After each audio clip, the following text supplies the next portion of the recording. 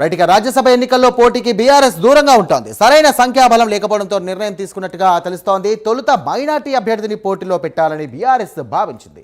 ఇదే అంశంపై కేసీఆర్తో పలుమార్లు కేటీఆర్, హరీష్ రావు చర్చలు కూడా జరిపారు. పార్టీ మారిన ఎమ్మెల్యేలను ఇరుకున పెట్టాలని బీఆర్ఎస్ భావించింది.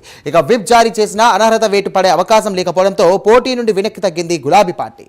రాజ్యసభ ఎన్నికల నామినేషన్లకు ఇవాళ్లే చివరి తేదీ అయింది.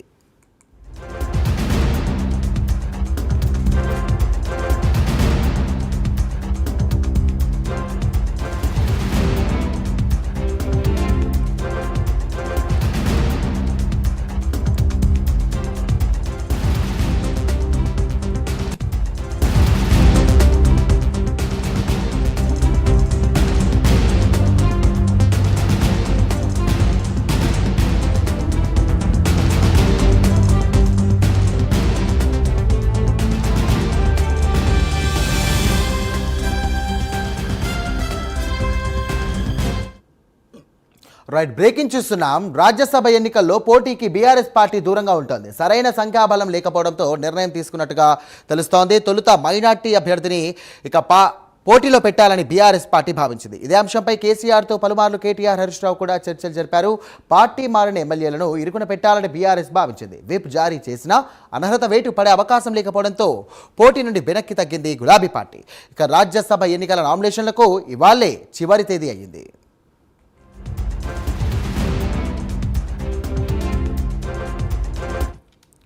రైట్ ఇదే అంశానికి సంబంధించి మరిన్ని డీటెయిల్స్ అందించడానికి ఫోన్ ద్వారా మా కరెస్పాండెంట్ చందు సిద్ధంగా ఉన్నారు. చందు, చెప్పండి, రాజ్యసభ ఎన్నికలకు సంబంధించి కూడా బీఆర్ఎస్ పార్టీ దూరంగా ఉంటుంది. దీన్ని ఏ విధంగా చూడొచ్చు? నెక్స్ట్ తీసుకుపోయే స్టెప్ ఎలా ఉండబోతుంది? ఎన్నికల నామినేషన్లకు చివరి తేదీ అయితే బీఆర్ఎస్ పార్టీ మాత్రం రాజ్యసభలో అభ్యర్థిని పెట్టేందుకు మాత్రం దూరంగానే ఉంది. ప్రధానంగా సంఖ్యాబలం బీఆర్ఎస్ పార్టీకి లేదు. దీంతోనే నిర్ణయం తీసుకున్నట్టు తెలుస్తోంది. మొదట మైనార్టీ అభ్యర్థిని బరిలో దింపాలని కూడా బీఆర్ఎస్ పార్టీ భావించింది. కేసీఆర్ తో అటు కేటీఆర్, హరీష్ రావు చర్చలు కూడా జరిపారు. అదేవిధంగా పార్టీ సంబంధించిన ముఖ్య నేతలతో కేటీఆర్ కూడా మంత్రాలు చేశారు. ఇందులో విభిన్న అభిప్రాయాలు వ్యక్తమయ్యాయి. కొంతమంది అభ్యర్థిని పెట్టాలని, కొంతమంది అభ్యర్థిని వద్దని కూడా కేటీఆర్ చెప్పిన నేపథ్యంలో ఫైనల్ గా కేసీఆర్ డెసిషన్ ఫైనల్ కాబట్టి కేసీఆర్ అయితే రాజ్యసభ అభ్యర్థిని బరిలో దింపవసరం లేదని చెప్పిన నేపథ్యంలోనే ఈసారి రాజ్యసభ ఎన్నికలకు బీఆర్ఎస్ పార్టీ దూరంగా ఉండాలని భావిస్తుంది. ఎందుకంటే మొదట్లో మాత్రం కొంతమంది అయితే అభ్యర్థిని పెట్టామని చెప్పారు. ఎందుకంటే బీఆర్ఎస్ పార్టీకి 39 మంది అభ్యర్థులు గెలిచారు. అందులో 2 ఎమ్మెల్యేలు చనిపోయారు. ముఖ్యంగా మాగంటి గోపీనాథ్, అదేవిధంగా దివంగత సాయన్న కూతురు లాస్య నందిత, వీళ్ళు ఇద్దరు కూడా చనిపోయారు. కాబట్టి అక్కడ ఎన్నికలు వచ్చాయి. అక్కడ ఎన్నికల్లో బీఆర్ఎస్ పార్టీ ఓడిపోయిన నేపథ్యంలో 35 మందికి బలం పడిపోయింది. ఆ తర్వాత 10 మంది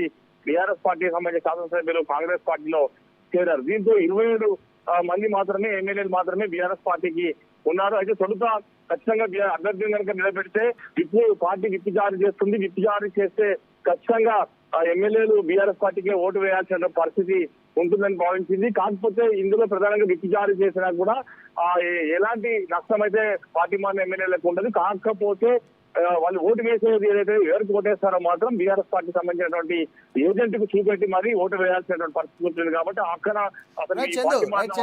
నిజామాబాద్ నుండి చూసుకున్నట్టయితే రాజ్యసభ సభ్యునిగా కూడా కేఆర్ సురేష్ రెడ్డి కూడా కొనసాగారు. ఆయన పదవీ కాలం ముగిసింది. దీనికి సంబంధించి కూడా ఆయనకు ఫ్యూచర్లో ఎలాంటి హామీ ఇచ్చే అవకాశం ఉంది? ఎందుకంటే ఇప్పుడు రాజ్యసభ సభ్యులకు సంబంధించి కూడా ఆయన పీరియడ్ టైం అయిపోయింది. కాబట్టి బీఆర్ఎస్ పార్టీ ఏ స్టాండ్ తీసుకోబోతోంది ఆయనకు సంబంధించి? సురేష్ రెడ్డి ఇప్పటికైతే చాలా సీనియర్ నేత. ఆయన కాంగ్రెస్ పార్టీలో చాలా సుదీర్ఘంగా పనిచేశారు, స్పీకర్ గా పనిచేశారు. ఈ క్రమంలో ఆయన పార్టీలకి బీఆర్ఎస్ చేరిన వెంటనే కేసీఆర్ ఆయనకి కమిషన్ స్థానం కల్పించి రాజ్యసభ ఇచ్చారు. ఇప్పుడు పదవి కాలం ముగిసిపోయింది కాబట్టి ఇప్పుడు ఎలాంటి పదవులు ఇచ్చేటువంటి పరిస్థితి లేదు. పార్టీలో ఏమైనా కీలక పదవి సలహాదారు లాంటి పదవులు ఉంటాయి. కానీ మళ్ళీ బీఆర్ఎస్ పార్టీ అధికారంలోకి వస్తే మాత్రం ఖచ్చితంగా ఆయనకు మళ్ళీ రాజ్యసభ అవకాశం ఇచ్చే అవకాశం అయితే ఉంది. ప్రస్తుతానికైతే ఎలాంటి పదవులు బీఆర్ఎస్ అధికారం లేదు కాబట్టి ఎలాంటి పదవులు ఇచ్చేటువంటి పరిస్థితి అయితే లేదు. ఈ నేపథ్యంలో ఖచ్చితంగా పార్టీ అధికారం మళ్ళీ వస్తే తప్ప ఎలాంటి పదవి అయితే దక్కే అవకాశం అయితే సురేష్ రెడ్డికి అయితే లేదు. Sairam. Right, thank you Chandu.